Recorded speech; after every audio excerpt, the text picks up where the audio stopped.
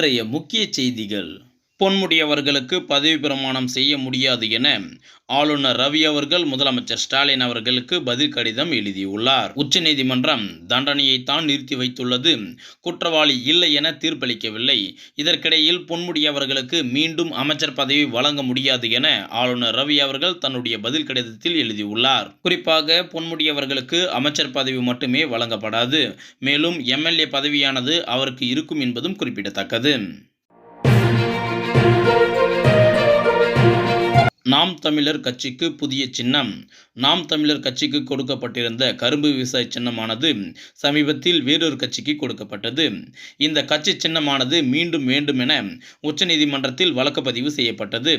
இந்த வழக்கில் தீர்ப்பானது கரும்பு விவசாய சின்னம் கிடைக்காவிட்டால் ஆட்டோ சின்னமாவது வழங்க கோரி நாம் தமிழர் கட்சி சார்பில் இருந்து கோரிக்கையானது வைக்கப்பட்டுள்ளது. சின்னம் தொகுதி நாளை மறுதினம் அறிவிக்கப்படும் என ஓபிஎஸ் அவர்கள் தெரிவித்திருக்கிறார்.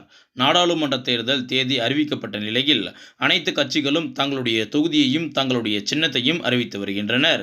அதற்கிடையில் ஓபிஎஸ் அவர்கள் நாளை மறுதினம் சின்னத்தையும் தொகுதியையும் அறிவிக்கப் போவதாக தகவல் கொடுத்திருக்கிறார்.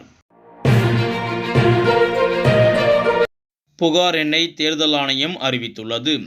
மக்களவை தேர்தலை முன்னிட்டு வருமான வரித்துறை சார்பில் 24 மணி நேரமும் கட்டுப்பாட்டு அறை அமைக்கப்பட்டுள்ளது.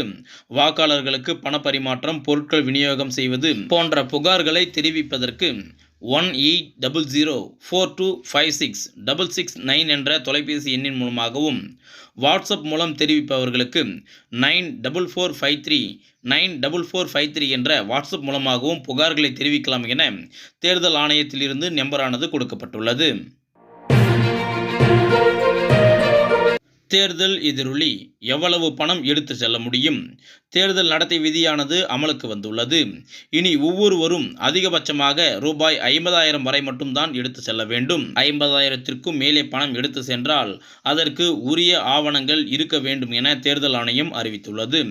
குறிப்பாக இதையெல்லாம் கண்காணிப்பதற்காக 234 சட்டமன்ற தொகுதிகளிலும் தலா 3 பறக்கும் படைகள் மற்றும் 3 நிலையான கண்காணிப்பு படைகள், மொத்தமாக 1404 படைகள் அமைக்கப்பட்டுள்ளது. இவர்கள் மாநிலம் முழுவதும் வாகன சோதனையிலும் பல்வேறு சோதனைகளும் ஈடுபடுவார்கள் என தகவலானது கொடுக்கப்பட்டுள்ளது. தேர்தல் ஆணையத்தின் கட்டுப்பாட்டில் இருந்து வெளியேறுபவர்களுக்கு அதிரடியான நடவடிக்கை எடுக்கப்படும் என தேர்தல் ஆணையம் அறிவித்துள்ளது. இதுபோல பல அண்மை செய்திகள் உடனுக்குடன் தெரிந்து கொள்ள எங்களுடன் பயணித்திருங்கள். நன்றி, வணக்கம்.